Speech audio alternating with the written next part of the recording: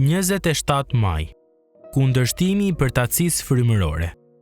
Të flesh pakës, të dremitësh pakës, të rish pakës me duar në i për të pushuar, kështu varfëria jote do të vijë si një vjedhës, dhe skamja jote si një njeri i armatosur.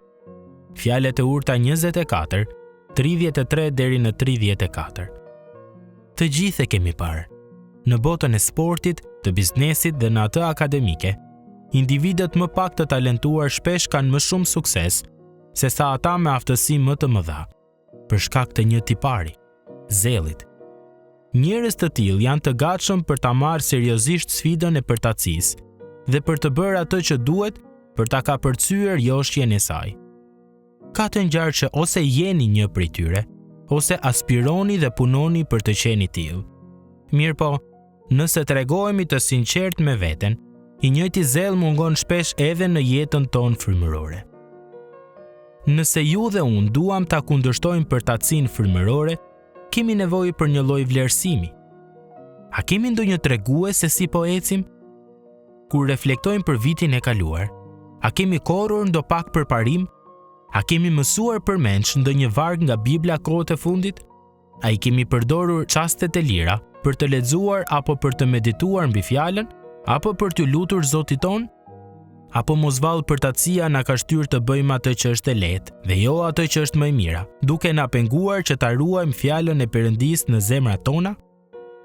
Si reagojmë kur na kërkohet të marrim pjesë në shërbimin e krishterë? Ndoshta nuk është një refuzim i drejtë për drejtë, por edhe një fije ngurrimi është një shenjë e rrezikshme. Po në rastin kur e dëgjojmë fjalën e Perëndisë të predikohet, kur ajo vjen te ne me fuqi dhe ndikim, dhe ne e dim se ajo kërkon zbatim e ndryshim, a veprojmë ne si bërës të fjalës dhe jo vetëm si dëgjues të saj? Jakobi 1:22. Përgjigjet e tua për pyetje të tilla mund të ndihmojnë të vazhdosh përpara dhe të shmangësh ndikimin e ngadalë të përtacisë. Të ndenjurit deri vonë në shtrat në vend të një kohe për kushtimin në mëngjes këtu. Një serial në vend të një takimi lutjeje, ose një ndeshje sportive në vend të një bisede për Jezusin atje. Gjë që na çon në varfëri frymërore. Mos u bëj mjeshtër i punëve frymërore të papërfunduara dhe i qëllimeve të mira e të paplotësuara. Shpesh, të gjitha planet e nisura dhe shënimet e bukura, si dhe fjalët e shumta të pendimit dhe lutjet për ndihmë, humbasin në mendjen tonë ndërsa rrotullohemi në shtretërin tan.